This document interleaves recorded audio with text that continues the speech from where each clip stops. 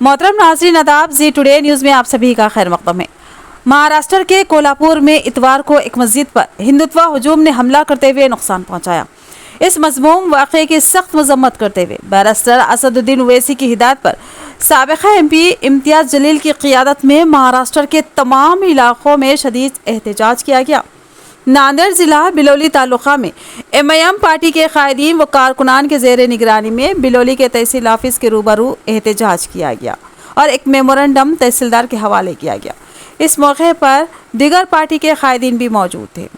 इस मौके पर सैफ पटेल ने बताया कि मुसलमानों के अमलाक को तहस नहस किया जा रहा है। इस तरह के वाक़यात में सियासी कायदीन की खामोशी माना खेज़ है। उन्होंने इस बदबख्ताना वाक़े पर महाराष्ट्र हुकूमत से मुतालबा किया कि वो खातियों को कैफ़े किरदार तक जल्द से जल्द पहुँचाए। इस मौके पर गौसुद्दीन सोशल वर्कर, शेख पाशा, मुबीन मौलाना, इमाम कुरैशिया, सैयद फिरदौस के अलावा दीगर मौजूद थे। अपनी मस्जिद पे जो समाजकंटक हमला किए हुए है उनका निषेध करने के लिए आज हम तहसील कार्यालय बिलोली यहाँ पर आकर जो भी गुंडे मवाली लोग बस्ती में घुसकर औरत बच्चों को, लेडीज़ को मारे हैं, उनकी मजम्मत करने के लिए आज हम निषेध मोर्चा निकाले।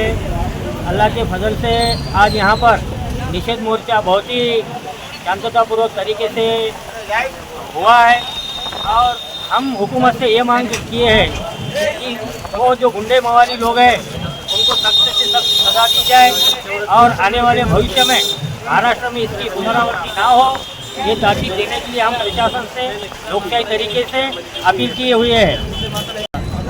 बिलोली शहर में कुछ नौजवान बच्चों ने रखा था, वो इसलिए कि विशालगढ़ में मस्जिद डिमोलिश की गई थी, उसका निषेध करने के लिए, और जो लोग इसमें शामिल हैं उनको जल्द से जल्द अटक किया जाए। सरकार, इसके प्रशासन इसको, ये नौजवानों को जो लोग किए ऐसे गलती उनको फिर से नहीं होना, इसलिए ताकीद दी जाए। इसलिए यहाँ पर हमारे लोग जमा हुए थे। आज जुम्मा का दिन है, बहुत सारे लोग आए, सबका मैं शुक्रिया अदा करता हूँ। इसके बाद महाराष्ट्र शासन से हमारी आज जो बिलोली के अंदर कोल्हापुर में विशालगढ़ में जो हादसा हुआ जो मस्जिद के ऊपर, इसके प्रोटेस्ट में बिलोली के अंदर तमाम नौजवान, बुजुर्ग और सभी लोगों का यहाँ पर आकर प्रोटेस्ट का निषेध था।